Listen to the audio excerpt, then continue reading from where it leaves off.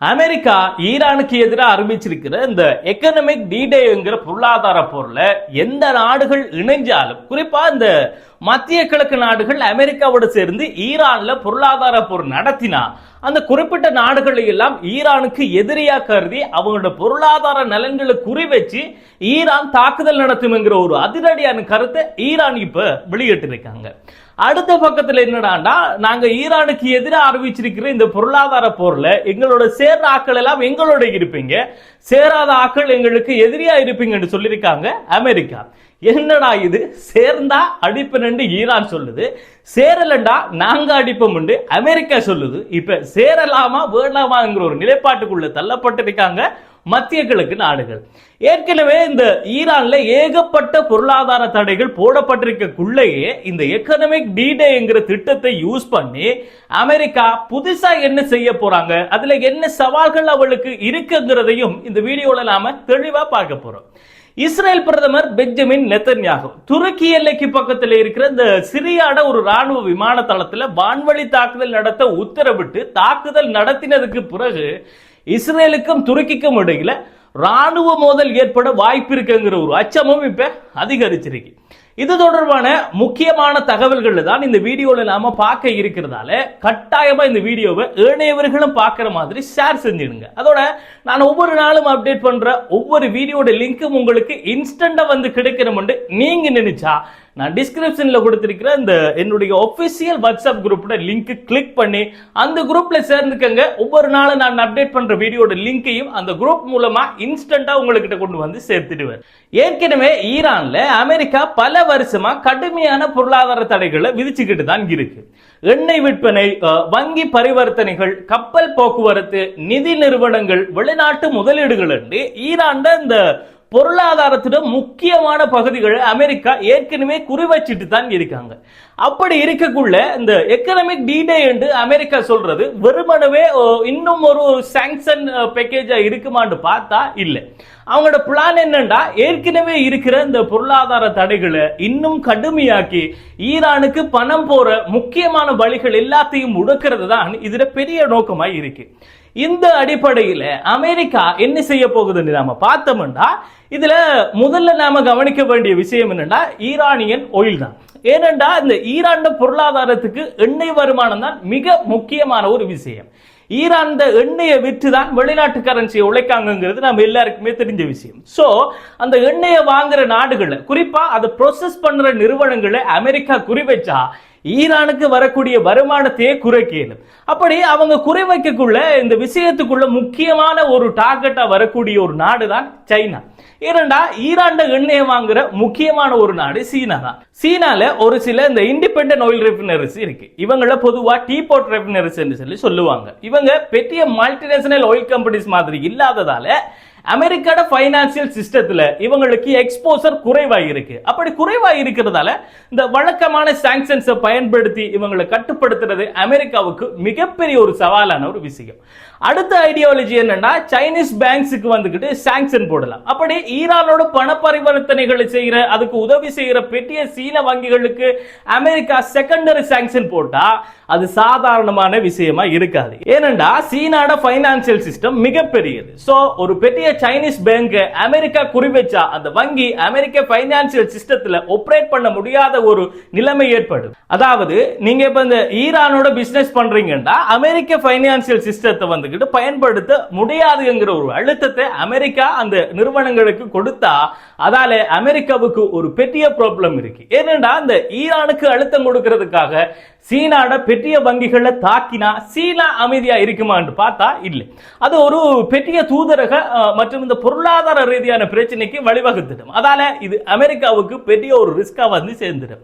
அப்ப அடுத்ததா என்ன செய்யலாம்னு சொல்லி பார்த்தோம்னா, இந்த ஈரானை சுத்தி லேண்ட் புளோக்கேட்டை போடலாம். இதுவரைக்கும் அவங்க இந்த நாவல் புளோக்கேட்டை போட்டுக்கிட்டு இருக்காங்க. இது புதுசா இந்த லேண்ட் புளோக்கேட்டை போட்டுட்டு ஈரானுக்கு வெளிநாடுகளில் இருந்து வர உணவு, எரிபொருள், அத்தியாவசிய பொருட்கள், அடுத்தது இந்த மற்ற முக்கியமான அதிகமான இம்போர்ட்ஸ் பொருட்களை நிலப்பகுதியால ஈரானுக்குள்ளுக்கு வாரதை தடுத்து நிறுத்தலாம் என்று ஒரு சில இந்த அமெரிக்கா மற்றும் இஸ்ரேலிய அதிகாரிகள் பேசிக்கிட்டு இருக்கிறதா ஒரு தகவல் இருக்கு. ஆனா இது நடைமுறையில் செய்கிறது அவ்வளவு ஈஸி இல்லை. ஏனென்றா ஈரானை சுத்தி ஈராக், அடுத்து துருக்கி, பாகிஸ்தான், ஆப்கானிஸ்தான், துர்க்மெனிஸ்தான், அசர்பைஜான், ஆர்மேனியா என்று பல நாடுகள் இருக்கு. இந்த நாடுகள் எல்லாம் ஒத்துழைக்காம ஈரானை முழுமையா லேண்ட் பிளாக்கெட் பண்ண முடியவே முடியாது. வெறுமனே அமெரிக்கா மட்டும் நின்று ஈரானை சுற்றி ஒரு பொருளாதார சுவரை கட்டி எழுப்புறதுக்கு இயல. அதுக்கு எல்லா நாடுகளில் கோஆபரேஷனும் தேவை. அதால இதுவும் ஒரு நடைமுறைக்கு சாத்தியம் இல்லாத ஒரு விஷயமா தான் இருக்கு. எதுவுமே சாத்தியப்படாதண்டா அப்ப பாவம் அமெரிக்கா எப்படி ஈரான்ல ஒரு பொருளாதார போர் நடத்தும் என்று பார்த்தா அவங்க ஆயுத போர் நடத்தி எப்படி தோற்று போனாங்களோ அதே மாதிரி தான் இதுலயும் தோற்று போவாங்கன்னு ஈரான் திட்டவட்டமா சொல்றாங்க. அது மட்டும் இல்லாம இந்த போதாக்குறைக்கு ஈரான் இப்ப அமெரிக்கா அறிவிச்சிருக்கிற இந்த எக்கனாமிக் டீடேங்கிற பொருளாதார போர்ல எங்களுக்கு எதிராக யார் சேர்ந்தாலும் அந்த நாடு எங்களுடைய எதிரி நாடா கருதப்பட்டு அவங்களோட பொருளாதார நலன்களை குறிவச்சு தாக்குதல் நடத்துவோம் என்று பகிரங்கமான ஒரு எச்சரிக்கையை ஓப்பனா சொல்லியிருக்காங்க.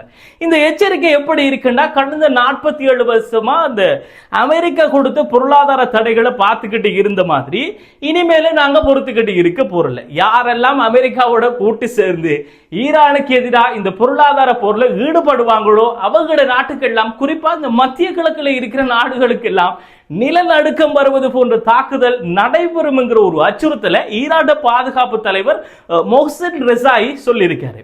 இது அவங்க எப்படி செய்வாங்கன்னு சொல்லியிருக்காங்கண்டா அமெரிக்காவோட சேர்ந்திருக்கிற நாடுகளுக்கிட்ட முதல்ல என்ன செய்வாங்களாம்னா ஒரு பேச்சுவார்த்தையை நடத்தி அமெரிக்காட அந்த திட்டத்தில் இருந்து விலக சொல்லி சொல்லுவாங்களாம். அந்த பேச்சுவார்த்தைக்கு பிறகும் அவங்க அமெரிக்காவை விட்டு விலக மறுத்தாங்கண்டா அவங்களுக்கு ஈரான் நடத்துற தாக்குதல் ஒரு நிலநடுக்கம் வந்து போனா போல இருக்குமாம் என்கிறது தான் ஈரான் கொடுத்திருக்கிற அந்த அதிரடியான எச்சரிக்கை. அதே நேரத்தில் அமெரிக்காவும் அவங்க இந்த ஈரானை குறிவச்சு நடத்த போற இந்த எக்கனாமிக் டீடேங்கிற போர்ல அவங்களோட சேர்ந்து நிற்காத நாடுகள் எல்லாத்தையுமே அவங்க அதாவது இந்த அமெரிக்கா எதிரியா பார்க்க போறதா ஒரு அறிவித்தலை அமெரிக்கா தரப்புல இருந்து கொடுத்திருக்காங்க. ஒரு பக்கத்துல அமெரிக்கா எங்களோட சேரணும்னு சொல்லி சொல்லுது, மறுபக்கத்துல இந்த ஈரான் அவங்களோட சேர்ந்தா நாங்க அடிப்போம்னு சொல்லி சொல்லுது. என்னடா இது மதுரக்காரனுக்கு வந்து சோதனைங்கிற மாதிரி தான் இப்ப மத்திய கிழக்கு நாடுகள்ல நிலைமை. அது மட்டும் இல்லாம அமெரிக்காவுக்கும் ஈரானுக்கும் நடந்துகிட்டு இருக்கிற இந்த பெரிய போர் மாதிரி இன்னொரு பக்கத்துல சிரியாவுக்கும் இஸ்ரேலுக்கும் இடையில பாரிய போர் ஒன்று நடக்கிறதுக்கு ஒரு தொடக்க புள்ளியை இப்ப பெஞ்சமின் நெத்தன்யாகு போட்டிருக்காரு. துருக்கி எல்லைக்கு பக்கத்துல இந்த சிரியாட ஒரு ராணுவ விமான தளத்துல வான்வழி தாக்குதல் நடத்த உத்தரவிட்டது மூலமா சிரியால தன் ஆதிக்கத்தை நிலைநிறுத்த இஸ்ரேல் பிரதமர் பெஞ்சமின் நெத்தன்யாகு முயன்றதை தொடர்ந்து இஸ்ரேல் மற்றும் துருக்கி போன்ற இந்த நாடுகளுக்கு இடையில ராணுவ மோதல் ஏற்படும் என்கிற ஒரு பெரிய அச்சமும் இப்ப மத்திய கிழக்குல உருவாகி இருக்கு. செவ்வாய்க்கிழமை ஆண்டு வடமேற்கு சிரியாவில் இருக்கிற இந்த இத்லிப் மாகாணத்தில் இருக்கிற அபு அல் துஹூர் விமான தளத்துல 8 தாக்குதல்கள் இஸ்ரேலிய ராணுவத்தால நடத்தப்பட்டிருக்கு. இது ஏனென்றா சிரியால இந்த துருக்கி அவங்களோட ராணுவ இருப்பை விரிவுபடுத்துறதுக்கும் சிரிய நாட்டு ராணுவத்தை அவங்க திரும்பியும் கட்டமைக்க உதவுறதுக்கும் எதிரான ஒரு எச்சரிக்கையான தாக்குதலாக தான் இந்த தாக்குதலை இஸ்ரேல் நடத்தினதா நெத்தன்யாகு சொல்லியிருக்காரு. சிரியால துருக்கி ராணுவம் அதிகரிக்கிறதும் சிரிய நாட்டு ராணுவம் வலிமை பெறுவதும் இஸ்ரேலுக்கு ஆபத்தா இருக்கிறதா இஸ்ரேல் சொல்லி இருக்காங்க. யாரு எதை சொல்றது ஒரு விவசாய இல்லாம போயிட்டு பாதுகாப்புக்கு அச்சுறுத்தலா யார் இருக்காங்களோ அவங்களே மற்ற நாடுகளை பார்த்து அவங்க எங்களோட பாதுகாப்புக்கு அச்சுறுத்தலா இருக்காங்கன்னு சொல்றதுதான் மிகப்பெரிய ஆச்சரியமா இருக்கு. துருக்கி ராணுவத்தோட இருப்பு வந்துகிட்டு சிரியால அதிகரிக்கிறது எங்களுக்கு பாதுகாப்பு இல்லைங்கிறது நாங்க சிரியாவுக்கு நிறைய தடவை சொல்லிட்டோம். அதை அவங்க கணக்கெடுக்கிற மாதிரி இல்ல, அதாலதான் அவங்களுக்கு புரிகிற பாஷையில சொல்லிருக்க ஒரு தெனாவட்டான ஸ்டேட்மெண்ட் கொடுத்திருக்காரு சர்வதேச குற்றவியல் நீதிமன்றத்தால அரெஸ்ட் வாரண்ட் பிறப்பிக்கப்பட்டிருக்கிற இஸ்ரேலிய பிரதமர் நெத்தன்யாகு. இஸ்ரேல் முன்கூட்டியே எந்தவித தகவலும் சொல்லாம அவங்களோட இந்த போர் விமானத்தை துருக்கிட எல்லைக்கு பக்கத்துல கொண்டு போனது மிகப்பெரிய ஒரு ஆபத்தான விஷயம். ஏனென்றா இந்த இஸ்ரேலிய போர் விமானம் துருக்கியை நோக்கி வாரத இந்த துருக்கிட வான் பாதுகாப்பு ரேடார் சிக்னல் ஏற்கனவே கொடுத்திருக்கும். அந்த சிக்னலை வச்சு துருக்கி இஸ்ரேல் விமானத்துக்கு ஒரு தாக்குதல் நடத்தி அந்த விமானத்தை சுட்டு கீழே வீழ்த்தி இருந்தா துருக்கியும் இஸ்ரேலும் நேரடியா போர் நடத்த ஒரு விருப்பம் காட்டாம இருந்தாலும் சூழ்நிலை செஞ்சிருக்கும் அவங்கள ஒரு முருகல் நிலைக்கு கொண்டு போய் விட்டிருக்கும். ஏனென்றா இதே போல 2015ஆம் ஆண்டுல இந்த சிறிய நாட்டு வான்வழியில இருந்து துருக்கிக்குள்ள நுழைகிறதுக்கு முயன்றதா வான் பாதுகாப்பு ரேடார்ல தோன்றின ரஷ்ய நாட்டுக்கு சொந்தமான ஒரு போர் விமானத்தை துருக்கி சுட்டு வீழ்த்தின சம்பவமும் இருக்கு. ஏற்கனவே அது நடந்து முடிஞ்சிருக்கு. அடுத்ததா இந்த நெத்தன்யாகு என்னதான் சொன்னாலும் துருக்கி சிரியால நெத்தன்யாகு சொல்ற மாதிரி எந்த ஒரு ராணுவ அதிகரிப்பையும் செய்யலண்டும் இஸ்ரேல்ல தேர்தல் காலம் நெருங்குறதால நாட்டு ஒரு போர் பதற்றத்தில் வச்சிருக்கிறதுக்காக நெத்தன்யாகு போடுற ஒரு ஸ்கெட்ச் தான் இந்த பொய் குற்றச்சாட்டுன்னு சொல்றாரு துருக்கி அதிபர் சொல்றது போல உண்மையிலேயே நெத்தன்யாகு இஸ்ரேல ஒரு போர் பதற்றத்துக்குள்ள வச்சிருக்கணும்ங்கிறதுக்காகத்தான் இப்படி எல்லாம் செய்யறாரா இல்லையா என்கிறது தொடர்பான உங்களுடைய கருத்துக்களை கட்டாயமா கமெண்ட் பாக்ஸ்ல பதிவு செஞ்சிருங்க. இவ்வளவு தான் இப்ப அமெரிக்காவுக்கும் ஈரானுக்கும் இடையில நடந்துகிட்டு இருக்கிற மத்திய கிழக்கு நிலவரமும் இந்த போர் சம்பந்தமான விடயங்களும். இந்த விடயங்கள் தொடர்பான புதிய அப்டேட்டுகள் வரக்குள்ள அது எல்லாத்தையுமே தொகுத்தெடுத்து உங்ககிட்ட கொண்டு வந்து சேர்க்கிறதுக்கு நான் தயாரா இருக்கிறதால மறந்துடாம என்னுடைய இந்த ஹசன் கலரி என்கிற யூடியூப் சேனலை சப்ஸ்கிரைப் பண்ணி வச்சுக்கோங்க. மத்திய கிழக்குல நடக்கிற ஒவ்வொரு புதிய தகவல்களையும் உங்களோட கண்ணெதிரிலேயே கொண்டு வந்து சேர்க்கிறதுக்கு நான் கேரண்டி. அதோட இந்த வீடியோ உங்களுக்கு பிடிச்சிருந்தா இதை லைக் பண்ணிட்டு ஏனையவர்களும் இந்த வீடியோவை பார்த்து பயன்படுறதுக்கு இந்த வீடியோவை கட்டாயமா ஷேர் பண்ணிடுங்க. அது மட்டும் இல்லாம நான் போடுற ஒவ்வொரு வீடியோவும் உங்களுக்கு இன்ஸ்டன்டா வந்து கிடைக்கணும்னு நீங்க நினைச்சா டிஸ்கிரிப்ஷன்ல நான் கொடுத்திருக்கிற என்னுடைய ஆபீஷியல் வாட்ஸ்அப் குரூப்ல லிங்கை கிளிக் பண்ணி அந்த குரூப்ல சேர்ந்துக்கங்க.